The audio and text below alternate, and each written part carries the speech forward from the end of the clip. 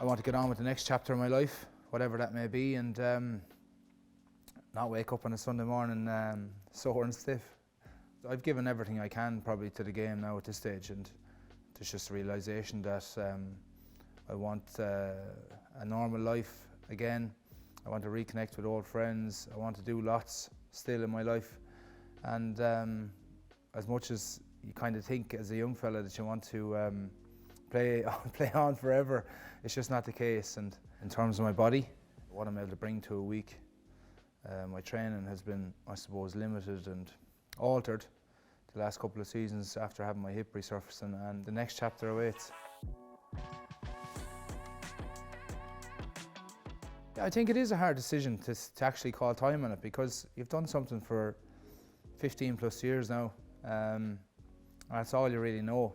Obviously you've a few strings to your bow outside of rugby, but it's this is why you get up every morning. This is why you come in and try and improve and try and win at the weekends, and it'll be funny not doing that, I reckon. Talking to some ex-players about it as well, that the transition isn't all kind of fun and games. You go through highs and lows of it, but that's a challenge I'm willing to accept and just get on with the rest of my life. Yeah, I've probably done more in my career than I've ever dreamt of. From someone coming from Ballinrathoe Community Games under 9s with my dad coaching, and into Tullow the following year and all through their age grades, and then I suppose having an interview for the Leinster Sub Academy at the time, and having that conversation that day with them asking me could I come up a couple of times a week to Dublin, and me and my mum and dad were like, absolutely not, we couldn't, it just wouldn't work at home financially and logistically. They were both working. I think Collie McEntee, the academy manager at the time, took a massive punt on me and brought me into the Leinster full-time academy and got me in contact with UCD. I got a scholarship there, and so my accommodation, everything was sorted for me when I went up there. So, a huge amount has to go to him for taking a punt on me too. But and then leading into my Leinster career and getting my first cap for them and Ireland then, and then the Lions, it's been a hell of a journey, and one which I've absolutely loved, but never thought I'd get to where I got to from playing in the field in Tullow.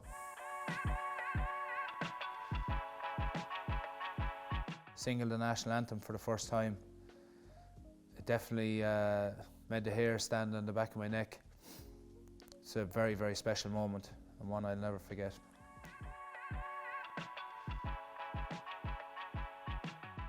Running out the first time actually was in the RDS against Fiji. I got capped the same day as Johnny Sexton and a few others in that crew. I think Dev Toner and a few of them boys were all on that same team. But yeah, hugely proud moment, getting your first cap in front of your home fans as well. And a day I'll never forget. Very proud day. It was actually Declan Kidney who was coach at the time. So it's funny that I started there with him, and I'm finishing here with him now. He'll probably be glad to see the back of me. But yeah, no, a great day, and that's always in the memory bank, that one, especially your first cap, and very proud day for my family, me and everyone around Tullow and the surrounding areas.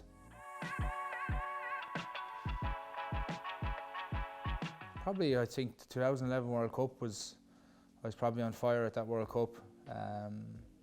2015 World Cup, I know I got banned after it, but probably that French game was one of my best games, I'd say, in an Ireland shirt. And playing New Zealand, the time we got bet in the 84th minute was probably another favourite of mine until we lost. But they're some of the memories that stand out to me anyway. And just having that group of people, I suppose, I started out with in 2009, the whole way through the best years of my career was pretty special as well, to have that close-knit bond. To get onto 2 Lions tours in 2013 and 2017 was probably the pinnacle of my career. The history of it all, the players who have gone before you, the people who've worn the 7 jersey, All of that comes into it, and it's probably the greatest honour I've ever had in rugby. Scoring the try against New Zealand in 2017, being on the end of that one was something special. I hadn't beaten them before that tour. I'd missed out on a few of the Ireland games against them, and just to be there and to start against the All Blacks and to score one of the best tries, or finish off one of the best tries ever scored, was probably a massive highlight in my career. I think those tours in 2013 and 17 were exceptional in terms of the camaraderie and the crack we had off the field. Australia was something else, and New Zealand, the people are so friendly and welcoming, and we had great crack. So there's so many stories, and I think that's the special thing about the Lions. You see someone across the room in 10 or 20 years' time, and you don't have to say anything to them. You just look over and they'll smile at you, and you'll know what they're thinking, and they'll know what you're thinking. So it's a special place to be on those tours. I always thought I was very mentally strong, but that time with my hip, it had me nearly broke, I think. Both mentally and physically, I was in a bad place with it. And then obviously having the hip resurfacing and taking a chance on coming back and being the first one to do it in professional rugby was a huge thing I probably wanted to achieve when they said I couldn't do it. But it gave me a new lease of life, literally instantly. And to be fair, it's given me 3 more years of rugby, and for me to kind of go out on my own terms, and I'm lucky to be able to do that as well.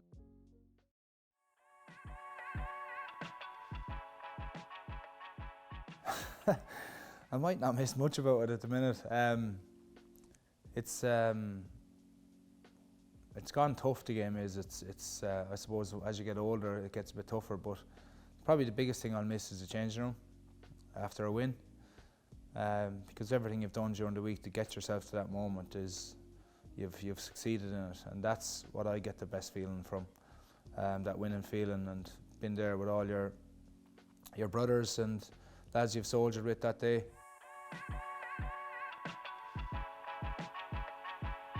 Probably most looking forward to never having to get up on a Sunday morning and crawl out of bed, or just have that general stiffness and soreness. What's going to get me up in the mornings, I'm not sure yet. That's what I need to figure out in the next month or two. I'll probably have a testimonial September, October, and then maybe one back in Ireland next year. So start to plan a bit of life admin, I suppose, after this season finishes.